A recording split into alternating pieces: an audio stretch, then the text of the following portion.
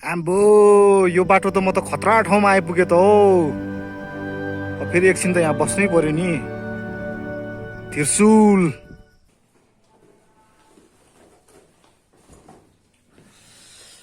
नमस्ते अनि स्वागत छ साथीहरूलाई हाम्रो च्यानलमा। आज म एकदम दिन राम्रो भएको कारणले मट्टीखान भ्यू टावर जाउँ कि भनेर सोचिरहेको छु। अब भित्र छिर्न पाउँछ कि पाउँदैन त्यो त त्यहीँ गएर थाहा हुन्छ, हेरौँ। अब न्युजले त अति आवश्यक काम बाहेक बाहिर नहिँड्नु भनेको छ के अरे। अब म कामै नभएको मान्छेलाई अब के आवश्यक के अति आवश्यक होइन, यस्तै छ। अब जे भए पनि दूरी कायम राख्नेछु। अनि अब झुकेर केही कुरा नयाँ नौलो वस्तुलाई छुइएमा सेनिटाइज गर्नेछु। अब मास्कको प्रयोग हुनेछ। अब त्यति गर्दा गर्दा पनि अब लागिहाले त अब के गर्नु होइन। अब यो कोभिड भन्ने कुरा सायद आफ्नो घरमा अलि सिरियसली नआएसम्म अब थाहा हुँदैन होला यसको दुखाइ कस्तो हुनेछ भनेर। अब हेर्दै जाउँ। Best of luck to myself. अनि जानुभन्दा अगाडि चाहिँ एउटा धुन सुनाएर जाऊँ न सबैलाई छोराको किबोर्डबाट। Happy birthday to you, happy birthday to you, happy birthday dear Rala, happy birthday to you. नमस्ते। Every day can be your birthday. यो नयाँ दिन उपहार। अनि अन्तिममा स्टे सेफ अनि like keep your body healthy, your immune system boosted होइन। अब बाटोमा भेटौँला है त। C you. सोरेपाटन कटेर मुनि फुर्से खोलातिर आइसक्यौँ होइन। अब यहाँबाट चाहिँ ठ्याक्कै देखिन्छ हामी जाने ठाउँ। अब यो दाइलाई थाहा छ कि थाहा छैन, यो मट्टीखान भ्यू टावर कुन हो दाइ? ऊ त्यो देखिएको? हजुर हो यो चाहिँ मट्टीखान भ्यू टावर। अब म यहाँबाट फुर्से खोला तरेर चट्ट यसरी मट्टीखान भ्यू टावर गएर अनि यस्तो भएर किस्ती हुँदै अनि तल झर्छु फेरि यही बाटो। ल दाइ धन्यवाद छ। ल ल ल ल बाबु ल ल ल फुर्से खोलाको पुलमा आइपुगेछौँ हामी।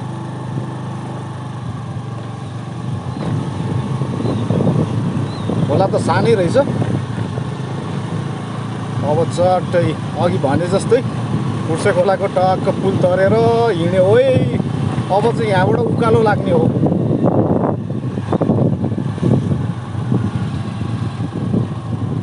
यहाँ त खतरा खेती रहेछ त हो। आज आउनुको मेन उद्देश्य चाहिँ यही हो। एकदम वेदर क्लियर छ, हिमाल टिलिलिल्ल टल्केको छ। छन त अब यो हिमाल पुरै मुटुमै गडेको छ होइन। लाइक मुटुमै कुदिसकेको छु। यो हिमालको चित्र मुटुमा कुदिएको भए पनि यसलाई फेरि चट्ट आएर यसरी हेर्न एकदम मजा आउँछ समय समयमा। अनि आज चट्ट खुलेको मौसममा आइएको छ। तल चाहिँ यो पोखरा बजार, सुन्दर पोखरा नगरी, रानीवन सब देखिएको छ। ल फेरि लाग्छु है त सुस्त अझै माथि। पिच रोड छोडेर अफ रोड हिँडेको पनि केही समय भयो। अब अगाडि एउटा मन्दिर पनि आइपुग्यो। के मन्दिर रहेछ? ए राम जानकी मन्दिर। ल सोरेपाटन पोखरा जाने पैदल मार्ग अरे।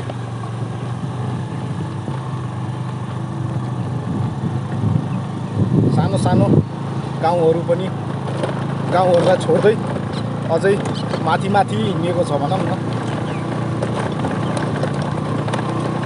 लाखेले फेरि एक हातले दिन्छ नि फेरि। साह्रै नै कुदे भएर एकछिन चाहिँ यसो रोक्ने विश्राम लिने विचार गरेँ। चट्ट उता चाहिँ माछापुच्छ्रे, अन्नपूर्ण सब हिमाल देखिएको छ। चराचुरुङ्गीको आवाज होइन। यो शान्त अझ रुखको सेड होइन। अनि यतातिर चाहिँ फेरि मन्दिर रहेछ सानो। अनि सायद यो कुवा होला। एकछिन यहाँ यसो विश्राम गर्छु। अनि अब टावर पनि आउनै लाग्यो। ढुङ्गाको मूर्तिलाई के पूजा गर्छौ भन्ला होइन। तर एउटा मेरो विचारमा चाहिँ एउटा सिम्बल हो के यो, ढुङ्गामा पनि भगवान छ भनेर भन्न खोजेको जेमा पनि छ। चट्ट लाएर यो भ्यूसँग कोक है त। ओ जिग्री यार, आवाजै आएन त हौ। You made me fail, you know. तर अब पास फेल भने त्यस्तै हो।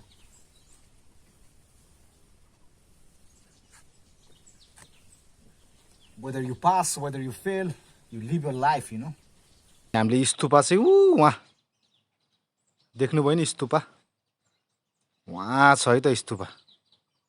एक्लै हिँड्दाको मजा यही हो, बस्न मन लाग्यो बस्थ्यो, उठ्न मन लाग्यो उठ्थ्यो होइन। हुन त अब मिल्ने साथी भयो भने सेम हो। अब चाहिँ म फेरि अब हिँड्न लाएँ। अब एउटा ट्राभलिङ टिप्स पनि थोरै दिइहालौँ है। जहाँ गएर यसो बसिन्छ अनि हिँड्ने बेलामा चाहिँ आफ्नो केही सामान छुट्यो कि चट्ट हेर्नुपर्छ होइन। छुट्न त जहिले पनि एउटा कुरा त छुट्छ है, यादे। अब लाग्यो है त साथी हो।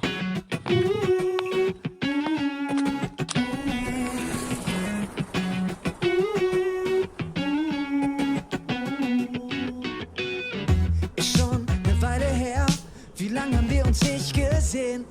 Du bist grau geworden, ich hab zugenommen, doch wir finden uns schon. Und egal was kommt, wir bleiben Freunde, das haben wir uns geschworen. Komm und erzähl mir, wo du überall warst, ich hab offene Ohren. Welcome to Mattikhan. अझ thanks for visiting पनि दिइसक्यो है त। रमाइलो। उता देखिएको चाहिँ स्याङ्जा।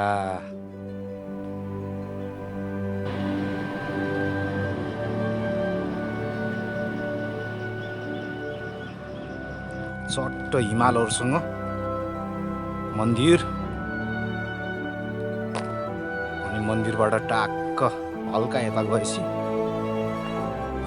अघि भने जस्तै सुन्दर नगरी पोखरा। अब चाहिँ म कहाँ जाने भनेर तपाईँलाई देखाउँछु।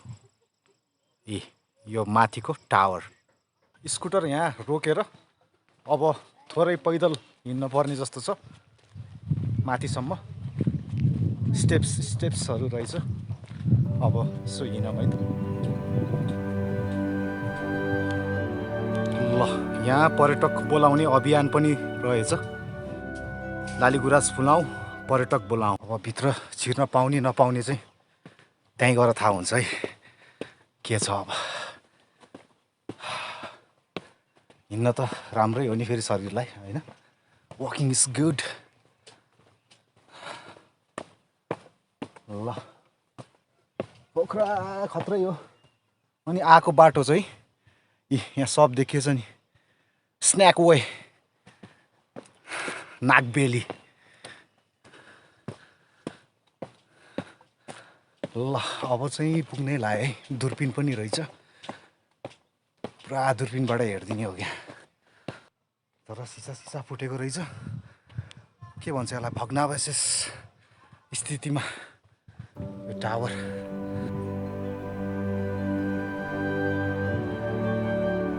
यस आकृति सेप चाहिँ राम्रो छ। यहाँबाट प्रवेशद्वार।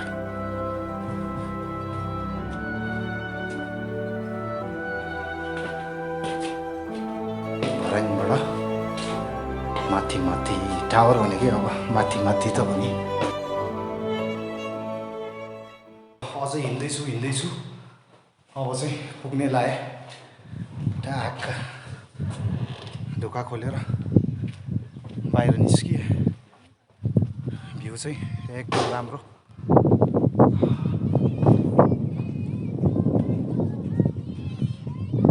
अब फर्किने बेलामा चाहिँ म सायद बाटोबाट जान्छु।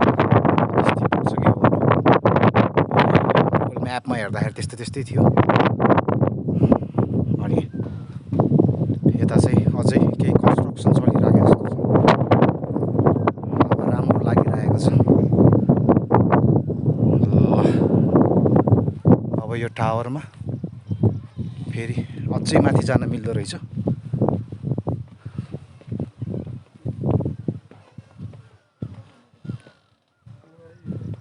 ल एकजना हजुर चाहिँ दूरबिनमा व्यस्त हुनुहुन्छ।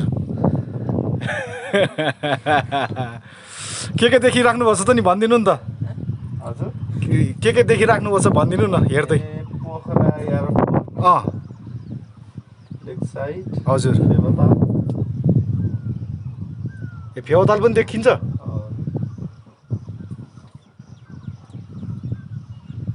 ल एकदम रमाइलो छ यस टावरमा। दशरथको के रङ्गशाला ए हजुर पोखरा रङ्गशाला। पोखरा रङ्गशाला दशरथ रङ्गशाला पनि देख्यो भने त एकदम मजा आउँथ्यो नि फेरि होइन। सिधै हिमाललाई हेरिदिउँ न। पुरा अन्नपूर्णमा कपुचे लेकमा के भन्छ एभेलान्ची गएकै देखिँदो रहेछ नि त यहाँबाट त। ओहो ल उहाँ साथीहरू भएको कारणले यसो दूरबिन पनि हेर्न पाइयो। अब साथीहरू यस ठाउँमा आउँदै हुनुहुन्छ भने कोइन लिएर आउनु होइन। हजुर अँ कोइन लिएर अनिवार्य कोइन चाहिँ लिएर आउनु नबिर्सिकन। यो पनि एउटा टिप्स है हजुरहरूको लागि। अब उहाँहरूले अझै हेर्ने मौका दिनुभएको छ, म चाहिँ फेरि हेर्छु है त। ल अब चाहिँ साउथतिर हेर्ने। ल हुन्छ ल हाल्नु त।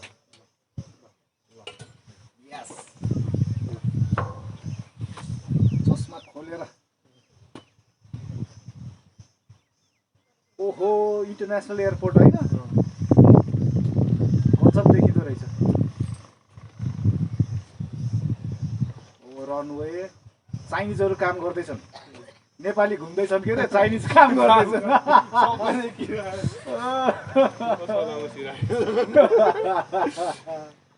नेपालीलाई मोज छ।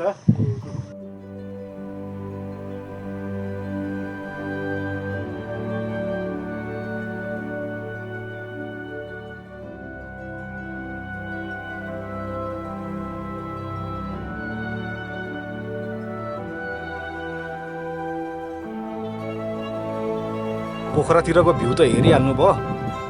अब एकचोटि यसो स्याङ्जातिर पनि हेर्नुहोस्। यताबाट राम्रो राम्रो दृश्य देखिँदो रहेछ।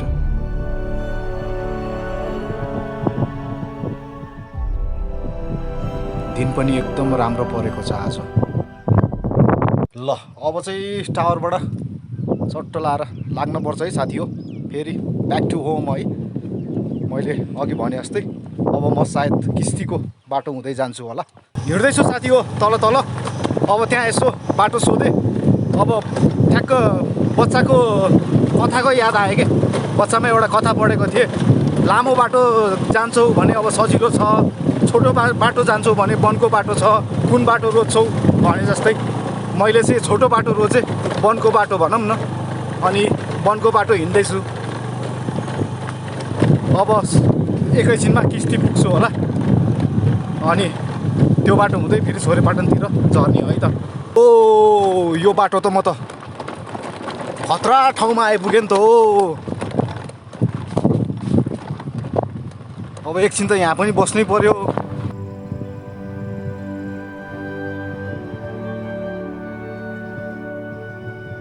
डह्रो छ त हो। अब यो नयाँ हाल्ने हो जस्तो छ। शिवलिङ्ग उताको ढुङ्गे धारा नाइस।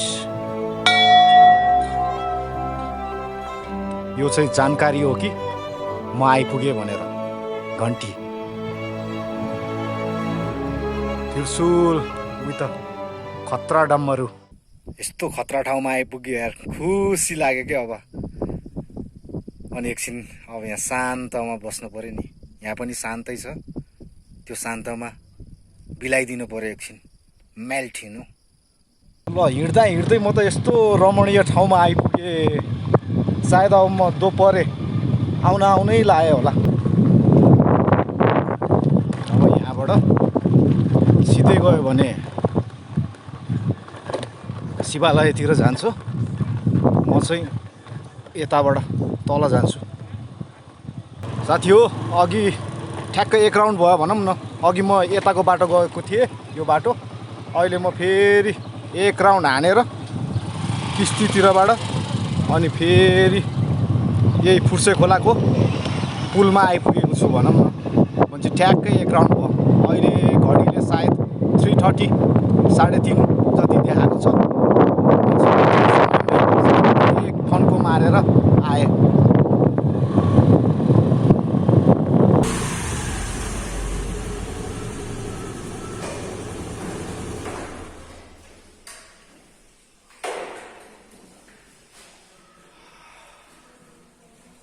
ब्याक टु होम है त साथी हो। बाटोमा खासै कहीँ पनि छिरेन, सिधै घर आएँ। अब एक्लै हुँदा त्यही त हो नि, छोराछोरी भएको भए उनीहरूको पनि इच्छा अनुसार अब कतै छिर्न पर्थ्यो कि के हुन्थ्यो।